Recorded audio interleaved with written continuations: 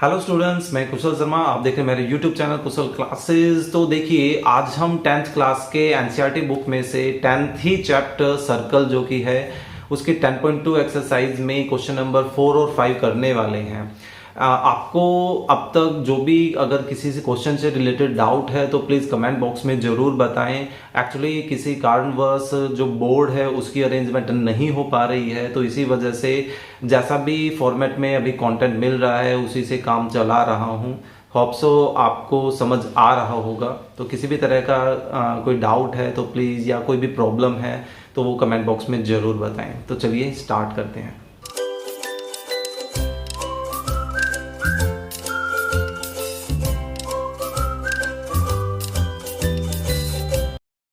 Okay, सो चलिए 10.2 exercise का fourth question start करते हैं।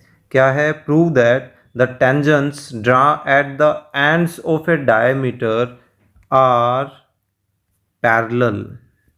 कि कोई भी एक सर्कल है, सर्कल का कोई ना कोई डायमीटर होगा, डायमीटर के जो भी एंड पॉइंट्स हैं उन एंड पॉइंट पे ये कहता है कि टेंजेंट्स अगर हम बनाएं तो वो दोनों टेंजेंट्स जो हैं वो हमें क्या दिखाने हैं? पैरेलल हमें शो करने हैं। ठीक है, तो चलिए इसका एक फिगर बनाते हैं। देखिए क्वेश्चन नंबर 4 यहाँ पर लेकर चलते हैं कि ये कोई एक सर्कल है।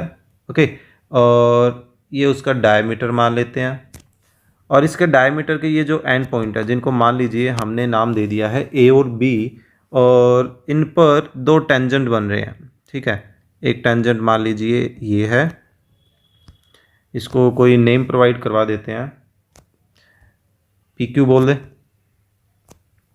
ठीक है, और इसी तरह से एक टेंजेंट यहाँ है, इसको आर एस बोल देते हैं। नाम हम कोई भी दे सकते हैं, A B C D P Q R S. Okay, और यहाँ कहीं इसका जो है वो सेंटर होगा। ओके, सो अब हमें ये प्रूव करना है कि ये जो पी क्यू और आर एस है ये दोनों आपस में कैसे हैं? पैरेलल हैं। तो उसके लिए हम 9th क्लास का जो लॉजिक है वो यूज़ करने वाले हैं कि भाई दो लाइन है और एक ट्रांसवर्सल है, और इन ट्रांसवर्सल में अगर अल्टरनेट एंगल्स जो हैं वो आपस में क्या हो? इक्वल हो। ठीक है, या जो को इंटीरियर एंगल्स हैं वो आपस में क्या सम दे? 180 के इक्वल। तो हम कहते थे भाई ये दोनों लाइंस आपस में कैसी हैं? पैरेलल हैं। ठीक है, तो वही काम हम यहाँ पर भी करने वाले हैं। तो हम सो कैसे कर सकते हैं? पहले तो हमें थोड़ा रिटर्न दिखाना पड़ेगा कि let A B a diameter of the circle. ठीक है, देन अब दो टेंजेंट है, उन टेंजेंट की भी इंफॉर्मेशन दे देते हैं। And two tangents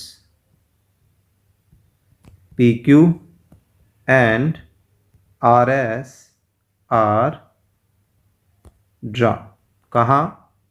at A and B.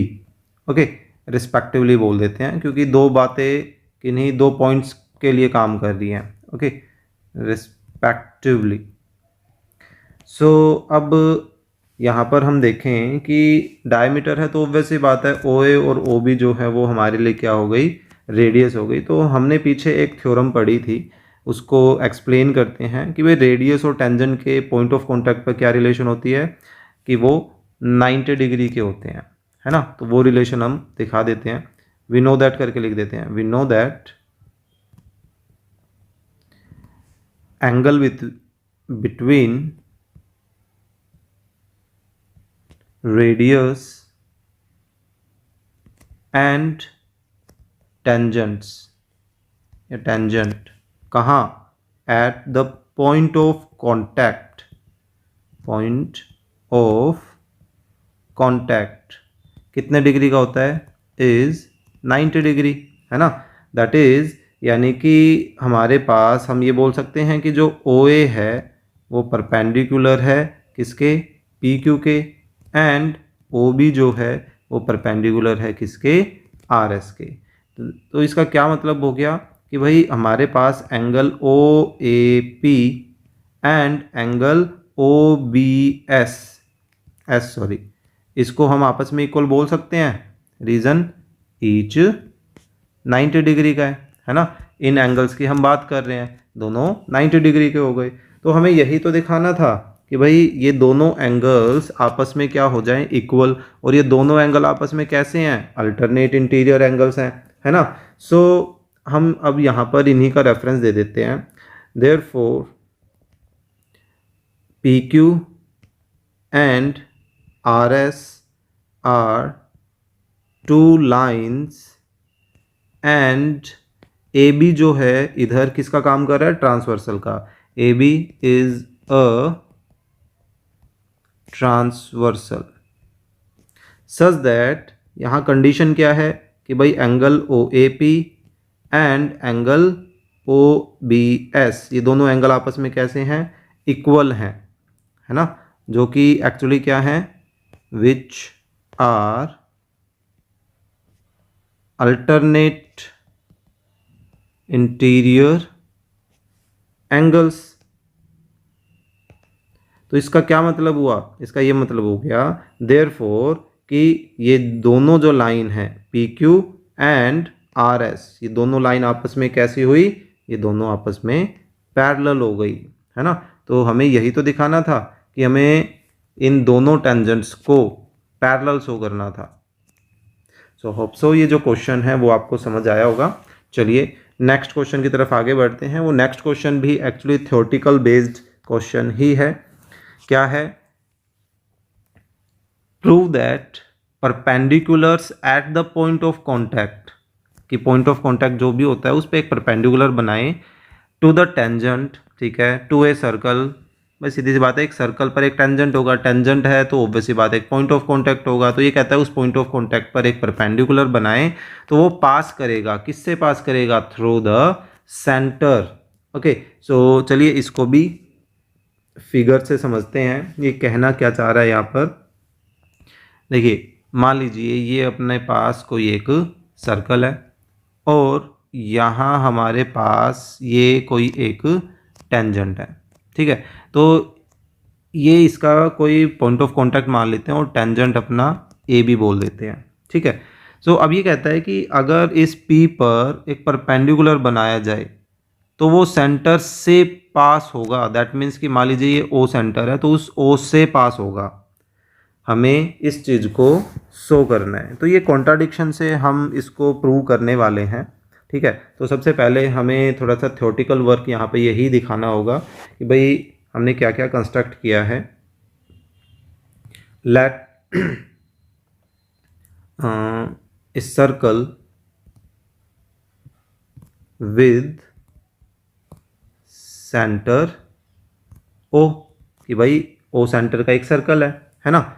And AB BA is, कोई बात नहीं है कि बात, इज ए टेंजेंट। वैसे लेट के साथ B यूज़ किया जाता है। विच कहाँ टच कर रही है वो भी बता देते हैं, विच टचेज द सर्कल कहाँ, एट P। ओके, अब वो P पर टच भी कर रही है वो भी बता चुके हैं, सेंटर O है। अब हमें प्रूव क्या करना है वो चीज़ थोड़ी सी हम यहाँ पर एक्सप्लेन कर देते हैं, ठीक है। We have to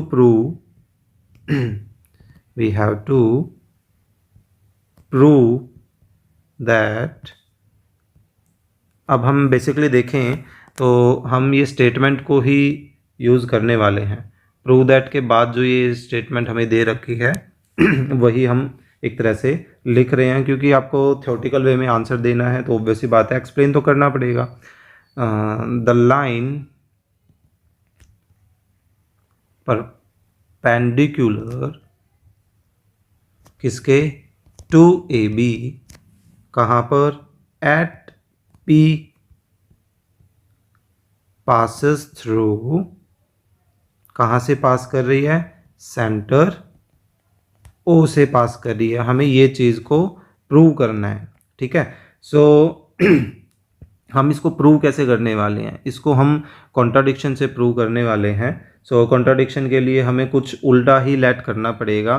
that means कि ये मान के चलते हैं कि ये इस पर एक परपेंडिकुलर ड्रॉ करें और वो एक्चुअली O से पास ना होके कोई और नाम दे देते हैं, जैसे ओडस कोई भी नाम दे दिया, उससे पास कर रही है, ठीक है। और ये जो O डैश P ये जो लाइन बनाई है ये भी एक्चुअली हम क्या बना रहे हैं, एक परपेंडिकुलर ही बना रहे हैं। और जबकि जो OP था वो भी एक परपेंडिकुलर ही है। क्यों? क्योंकि ये एक रेडियस है और टेंजेंट और रेडियस के बीच में अभी अभी पढ़ के आए थे कि रिलेशन क्या होती है, 90 डिग्री की होती है ना। सो लेट करते हैं फिर से, लेट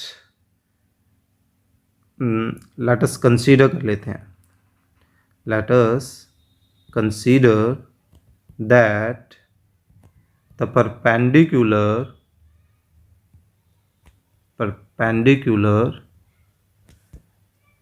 कहाँ पर,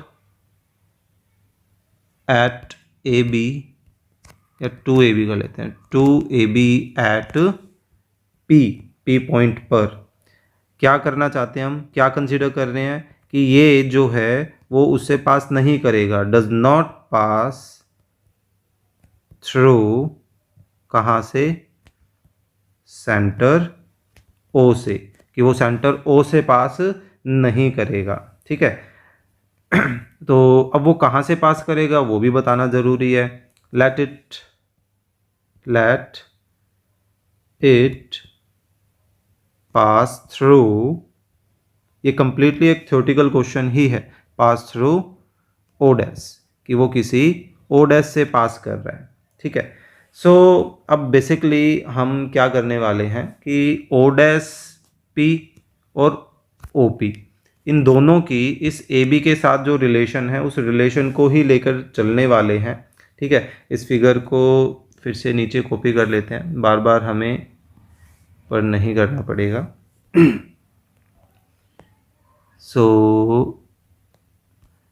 देखिए अब हम खुद पता है हमें, वी नो दैट वाली वही जो लाइन जो हमने इसे लास्ट क्वेश्चन में लिखी थी कि भाई angle between the radius and the tangent ये क्या होता है, 90 डिग्री का होता है ना। सो वही पॉइंट हम यहाँ पर फिर से यूज़ करने वाले हैं। ओके सो उसको कर लेते हैं कॉपी पेस्ट। सो उसकी वजह से अब रेडियस कौन है इधर, दैट इज़ यहाँ जो रेडियस है कौन है, OP है। तो ऑब्वियस ही बात है वो परपेंडिकुलर होगी किस पर, AB पर, है ना। तो इसका क्या मतलब हुआ कि भाई जो एंगल OPB है वो कितने डिग्री का है, 90 डिग्री का है, इसको 1 बोल दें। ठीक है लेकिन अब जो हमने O डैश से पास होने वाली जो बात की है उस पर ध्यान देना, वो लाइन कौन सी है, वो परपेंडिकुलर लाइन है, लेकिन किस पर है, वही AB पर है ना। तो हम ये बोल सकते हैं ऑल्सो जो O डैश P है वो भी तो परपेंडिकुलर है, क्योंकि हमने माना ही ऐसा है कि भाई इस AB पर हमने OP एक ऐसी लाइन ड्रॉ की जो परपेंडिकुलर है लेकिन फिर भी वो पास नहीं हो रही। कम से कम परपेंडिकुलर वाले सिचुएशन तो लेके चलें। ठीक है सो यहाँ से भी क्या मतलब हुआ कि जो O डैश P और B का जो एंगल बनेगा वो भी कितना डिग्री का बनेगा, 90 डिग्री का बनेगा। ऑब्वियस ही बात है ना। सो अब फ्रॉम 1 एंड 2 ऑब्वियस ही बात है ये एंगल भी 90 डिग्री का है और नीचे वाला ये एंगल भी 90 डिग्री का है। दैट मीन्स ये दोनों एंगल आपस में कैसे हुए, इक्वल हुए। तो हम बोल सकते हैं कि भाई angle OPB and angle O dash PB ये दोनों आपस में कैसे हैं, इक्वल है। ठीक है इसको करंटली हम फिलहाल 3 बोल देते हैं। लेकिन अब एक चीज़ नोटिस कीजिए, अगर वो O से पास नहीं कर रही, किसी O डैश से पास कर रही है, ठीक है, तो ऑब्वियस ही बात है ये दोनों लाइन सेम तो होंगी नहीं, बिल्कुल। तो यहाँ जो एंगल आपको अब नज़र आ रहा है किसका, O डैश P और B का, वो एंगल इस OPB से छोटा ही लग रहा है ना। तो हम इस फिगर की भी हेल्प ले सकते हैं यहाँ पर इस चीज़ को प्रूव करने के लिए। हम मेंशन कर सकते हैं फ्रॉम द फिगर हमें क्या नज़र आ रहा है, O डैश PB जो एंगल है वो हमें छोटा नज़र आ रहा है किससे, OPB एंगल से। इसको बोल देते हैं 4। देखिए वही है ना। लेकिन अब हम 3 और 4 का रेफरेंस लेते हैं और ये कहेंगे कि कोई दो एंगल एक लाइन में तो क्या नज़र आ रहे हैं, इक्वल, और एक लाइन में कह रहे हैं हम कि वो छोटे बड़े हैं, तो ये तो पॉसिबल हो नहीं सकता, क्योंकि सेम क्वेश्चन में किन्हीं दो एंगल्स पर दो डिफरेंट डिफरेंट टाइप की रिलेशन तो हो नहीं सकती। क्या कोई दो नंबर आपस में इक्वल और स्मॉलर एंड लेस हो सकते हैं? अगर चार, या तो चार के इक्वल होगा, है ना, वो लेस देन वाली सिचुएशन को सेटिस्फाई नहीं कर सकता, है ना। लेकिन अगर कोई नंबर लेस देन है तो वैसी बात है ये दोनों आपस में इक्वल नहीं हो सकते। तो लेस देन और इक्वल की ये सिचुएशन एक साथ काम नहीं कर सकती। तो हम यही बोलेंगे, from 3 and 4 it is impossible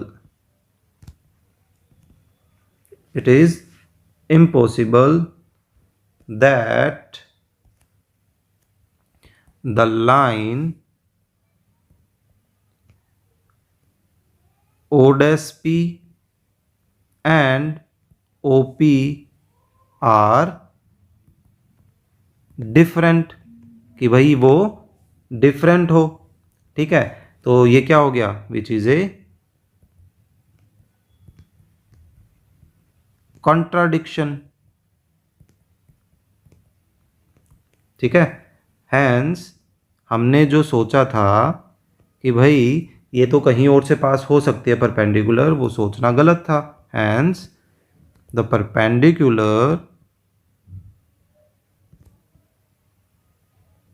to AB at P,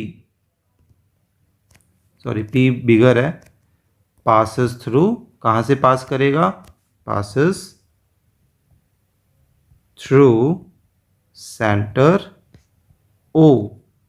ठीक है, तो यही चीज़ हमें प्रूव करनी थी कि भाई पॉइंट ऑफ कांटेक्ट पर जो भी आप परपेंडिकुलर बनाओगे वो इस सेंटर से ज़रूर पास होगा। ओके, सो ये कम्प्लीटली एक थ्योरेटिकल क्वेश्चन था। होप सो आपको क्वेश्चन जो है वो समझ आया होगा। So please click the like button and share the video with your classmate, और अगर आप चैनल पर नए हैं तो प्लीज़ सब्सक्राइब द चैनल।